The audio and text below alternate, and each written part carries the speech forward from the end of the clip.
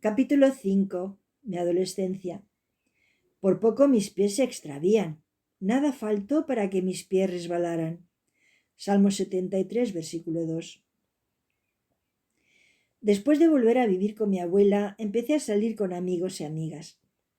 En esto me ayudó mucho una compañera de clase que vivía en mi barrio, con la que cogía casi todos los días el metro para ir al colegio. Empezamos a salir los fines de semana y me presentó a sus hermanas y hermanos. Ellos a su vez me presentaron a sus amigos, y así fue como entré a formar parte de una pandilla.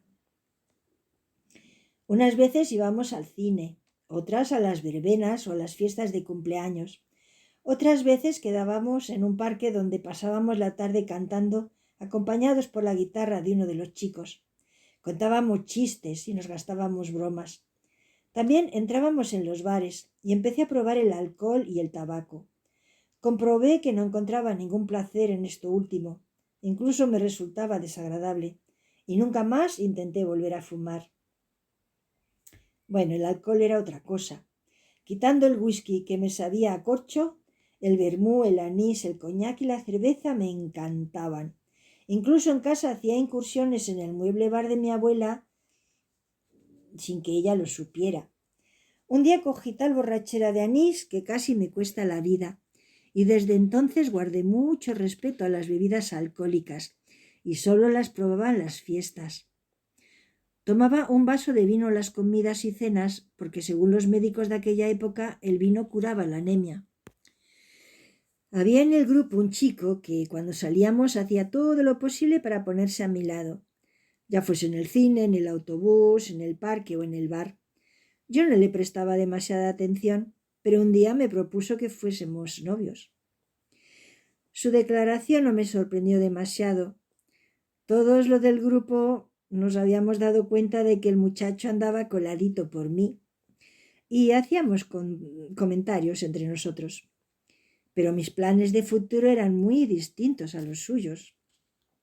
Desde pequeña, cuando aún iba a la escuela de la parroquia, sentí un atractivo especial por las historias de los santos y lo que nos contaban las religiosas acerca de las misiones y sus misioneros. Muy a menudo jugaba a ser misionera en mi casa. Me ponía una falda negra de mi abuela que me llegaba a los pies, un trozo de sábana vieja en la cabeza, y colocaba a mi muñeco y a mi gato delante de mí. Subiéndome a un taburete me ponía a darles clase de catequesis. Más adelante, en el Colegio de las Hermanas de la Caridad, intentaban despertar en nosotras la vocación religiosa, haciendo retiros espirituales y trayendo a misioneros para que nos dieran charlas acerca de su trabajo en tierras lejanas. Entre todas las historias que nos contaban de los misioneros, me impactó en especial la labor que el padre Damián realizó con los leprosos, sin importarle el contagio de aquella terrible enfermedad. A partir de entonces tuve muy claro lo que quería ser, una religiosa de la Orden de las Hijas del Sagrado Corazón, porque había entendido decir que ellas continuaron el trabajo que dejó aquel misionero al morir. Cuando este chico se me declaró, no me anduve con contemplaciones, simplemente le dije: «Desengáñate, amigo, ya he escogido esposo y no eres tú. Me casaré con Jesucristo. En cuanto tenga la edad, ingresaré en una congregación religiosa donde me prepararé para irme a misiones». Él intentó convencerme con sus argumentos. «Lo que tú sientes ahora es tan solo una ilusión, un sueño. Seguro que los curas y las monjas te han hecho un lavado de cerebro.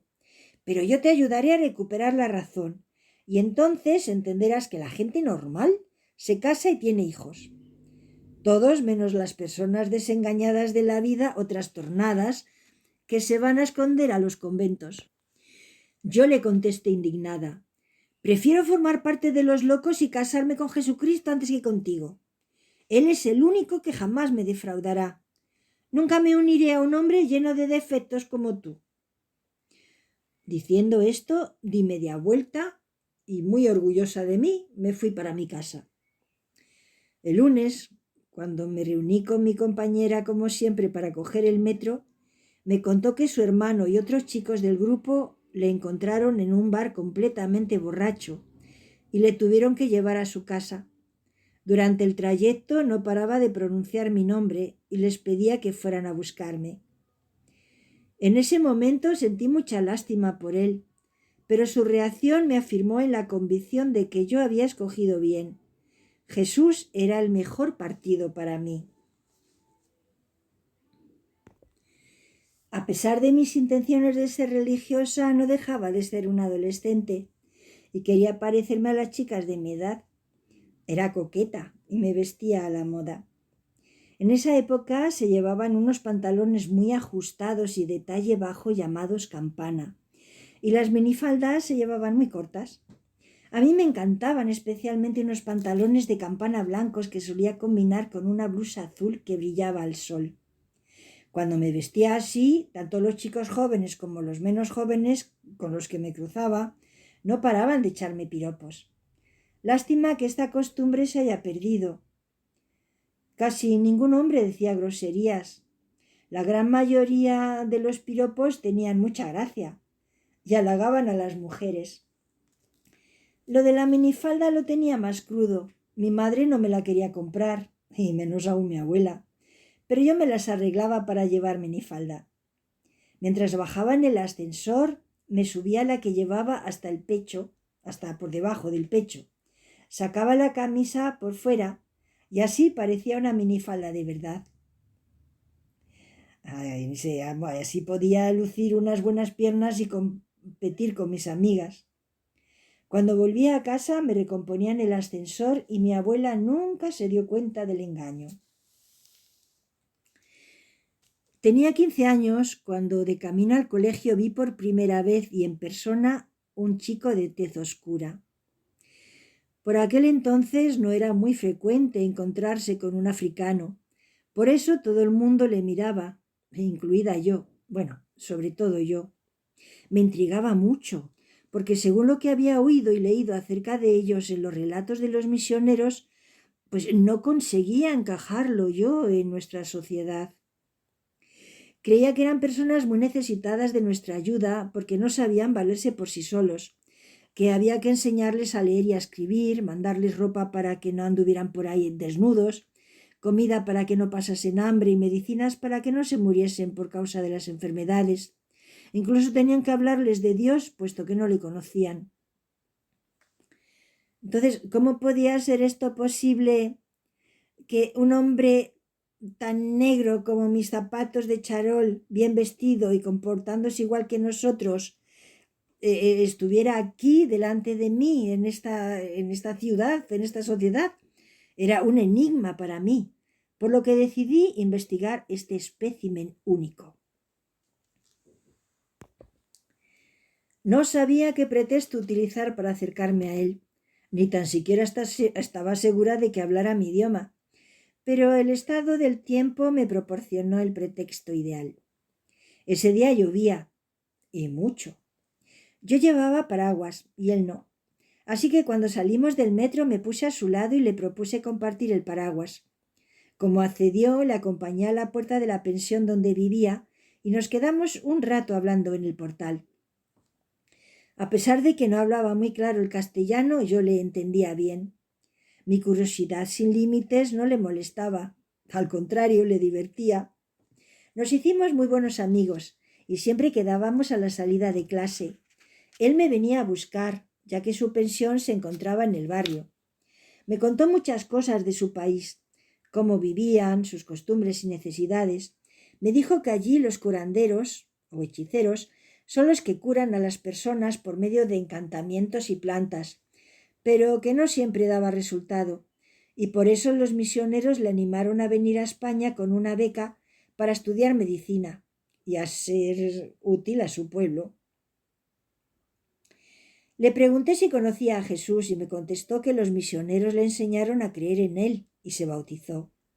Me invitó a subir a su habitación para enseñarme una cosa y yo subí. Manteniendo la puerta abierta para evitar malos entendidos, me mostró una cantidad impresionante de imágenes de santos y me fue explicando quién era el patrón de esto y de aquello. Me contó que en su país la gente que es animista tiene su casa llena de ídolos que ejercen distintas funciones. Unos sirven para la fertilidad, otros para traer lluvia, otros para traer prosperidad a las casas y otros para espantar los malos espíritus. Yo me quedaba absorta escuchándole y comprendí que nuestra cultura no era tan diferente como creía de la suya. Ellos utilizaban imágenes de ídolos para protegerse y nosotros usábamos imágenes de santos para lo mismo. Un día, mientras hablábamos en su habitación, sacó de un cajón una bolsita de tela y me pidió que la abriera. Cuando lo hice, pegué un brinco en la silla y la solté asustada. Lo que había allí dentro me había pinchado y era frío. Él se echó a reír al ver mi sobresalto y me dijo que no tuviera miedo. Lo cogió del suelo y abriendo la bolsita me enseñó lo que contenía. Era una especie de cinturón hecho de alambre fuerte entrelazado y de cada cruce salían unas puntas dobladas hacia adentro. ¿Qué es esto?, le pregunté un tanto asustada. Es un cilicio, me contestó él, un instrumento de penitencia que se ciñe a la cintura directamente en contacto con la piel. También se puede poner en un brazo o en una pantorrilla. Estas puntas se clavan en la carne y causan un gran dolor. Si se aprieta un poco más, se producen heridas sangrantes. Esta penitencia se puede ofrecer a Dios a favor de las misiones. También sirve para pedir perdón por un pecado propio o de otra persona. Igualmente lo puedes utilizar para sacar almas del purgatorio. Estos argumentos me conmovieron y le pedí que me consiguiera uno. Cuando lo tuve me lo ponía casi a diario, ofreciendo mi sacrificio unas veces a favor de las misiones, otras lo hacía por mi abuela o por mi madre, o para que Dios me concediera el privilegio de hacerme santa. Seguimos viéndonos durante algún tiempo y no me molestaban las miradas de desaprobación o de asombro que nos dirigía la gente por la calle. Yo había superado todos mis preconceptos y le consideraba igual que a cualquier otro hombre de su edad. Lo único que tenía distinto era el color de su piel, y a eso yo no le daba ninguna importancia. Además, ¿cómo podía aspirar a ser misionera algún día si no empezaba por aceptarlos como eran? Ahora les voy a contar cómo me vi envuelta en una situación realmente embarazosa. Cierto día mi madre llegó a casa y me invitó a salir sin decirme a dónde íbamos.